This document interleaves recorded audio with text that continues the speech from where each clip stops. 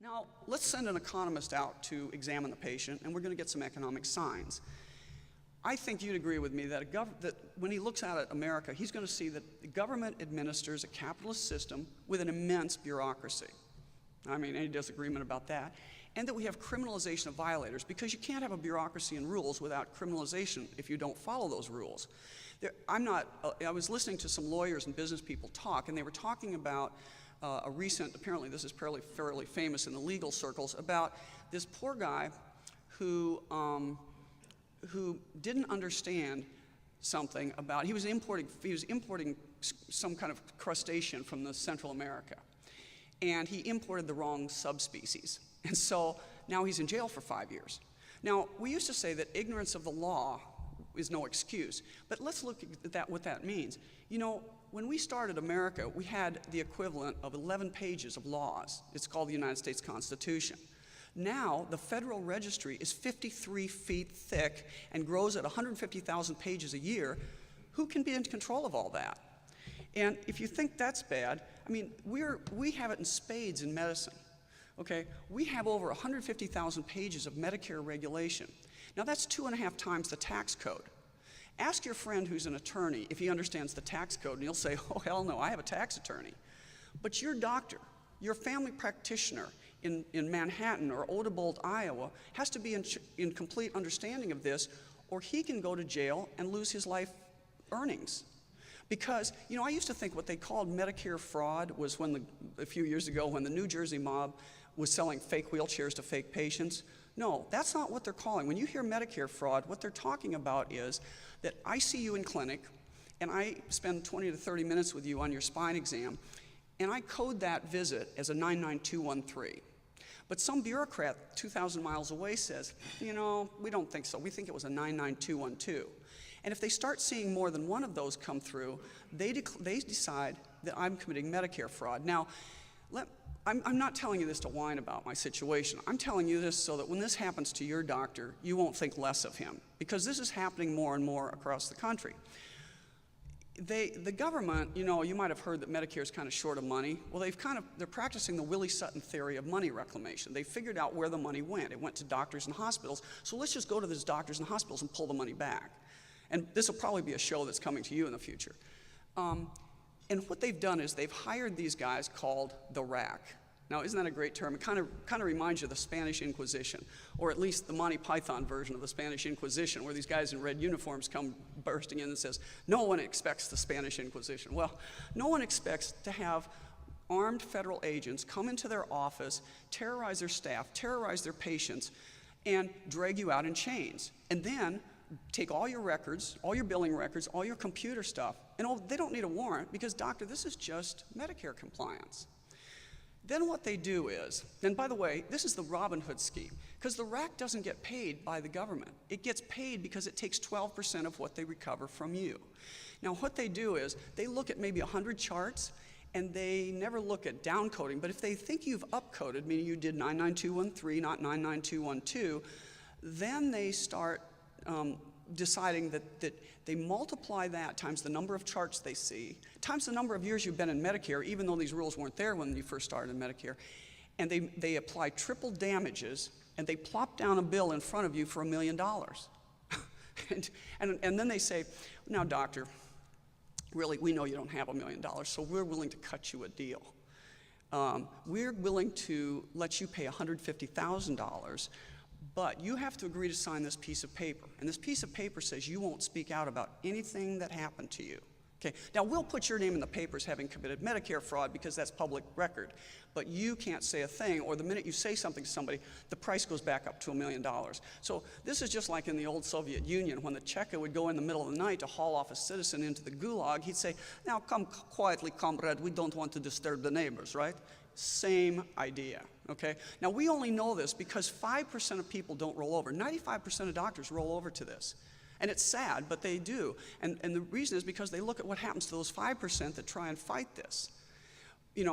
They reasonably say, wait a minute, I didn't commit Medicare fraud, and they try and argue this because it's impossible under the definition not to commit Medicare fraud, really. Let me tell you how crazy this is. This is kind of a digression, but if you have a mass on your arm and you come to an orthopedic surgeon to take it off and look at it, and I think it's probably not cancer, but I'm going to take it off just because you don't like it, and I code it, I take it off, and I code it as whatever the, 22423 benign growth. But the pathologist reads it, and it turns out it's a carcinoma. I've committed Medicare fraud. Now, I couldn't have known that. So let's say the next time I say, well, I'm going to hedge my bet, I'll code it as a tumor. It comes back in benign growth. That's also Medicare fraud. So we're kind of like rats in a maze that everywhere you turn, you get shocked. There's no right answer here.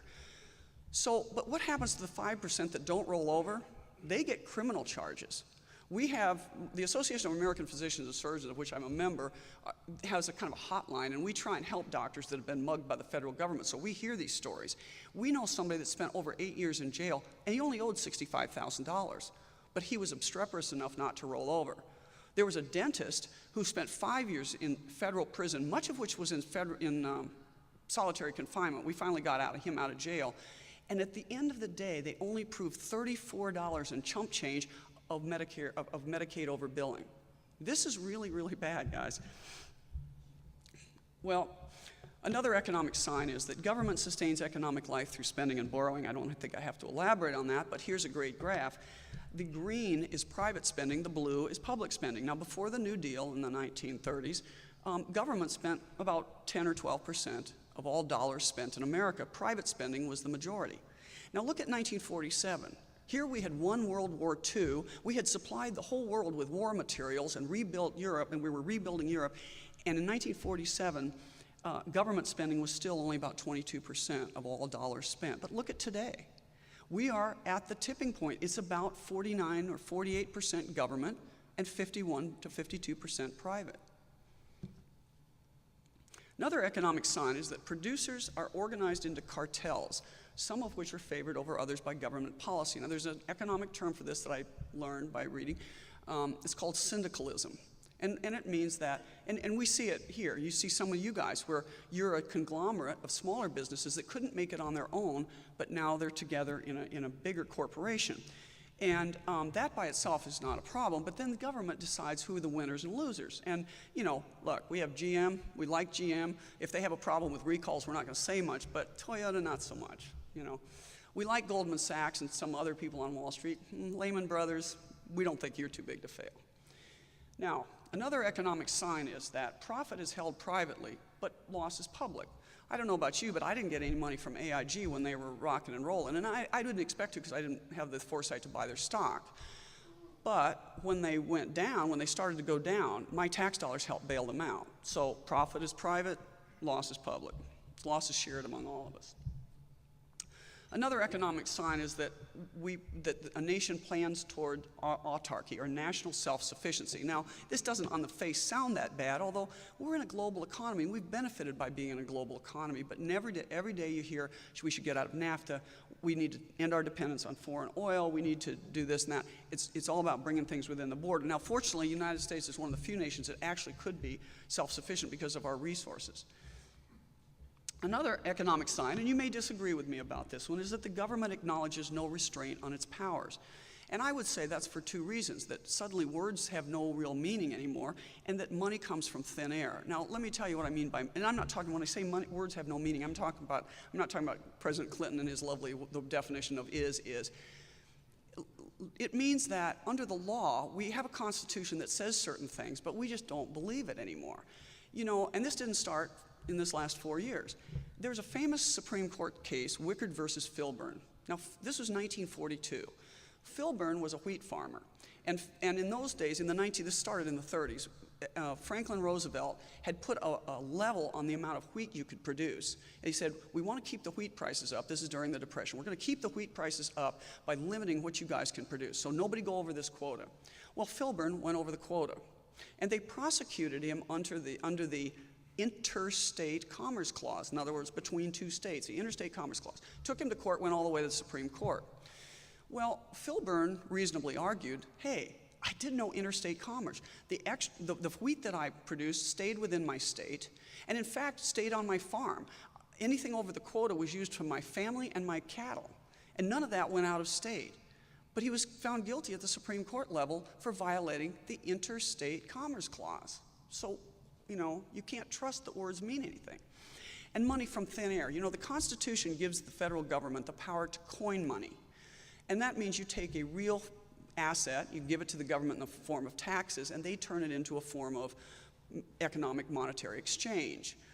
Well, you know, in the old days, by the way, in the history of in the Roman Empire and ancient kingdoms and things, the way that they would inflate the monetary supply, when the government ran out of money and they knew they couldn't come to the people and get any more, they created money by skimming off the gold from the edge of the coins, okay? And for a while, people didn't catch on, and those coins were getting smaller and smaller, but they were initially they traded at the same rate. So a dollar was a dollar, even though the coin was really weighing less. And then the king would make new coins out of that, and suddenly he had he had money from nothing. That's why, by the way, historically, our coins, our gold coins in the past, and now our current kind of clad coins, have those striations on the edges, so nobody can scrape off the edges. But what we do today is a little more straightforward. It's a lot easier. We just add zeros at the Federal Reserve and then buy our own treasury bonds. It's called monetizing the debt, and we claim that we're not producing money out of thin air, but we are. I mean, that's what that all means.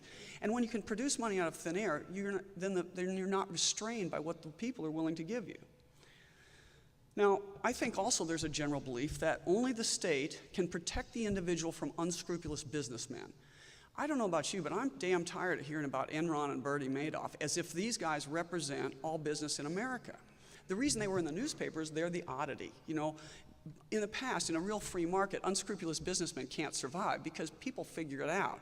Yeah, a few people might get taken, but you can't fool all the people all the time. I mean, people will go to the honest guy, to guys that they can believe their contract. So I think that's sad. And finally, as an economic sign, there's this idea that prosperity will follow a cultural and spiritual awakening. If we just think good thoughts and all get together and go the right direction, somehow things are going to get better. Forget hard work, proper economic principles, and good planning. You know, my son, out of the mouth, this is one of those out of the mouth of babes moments. My son made this point about, you know, this walk for, and I'm not denigrating the idea of giving to cancer research, but he asked me one day, he said, why do people walk around in a circle to try and solve cancer?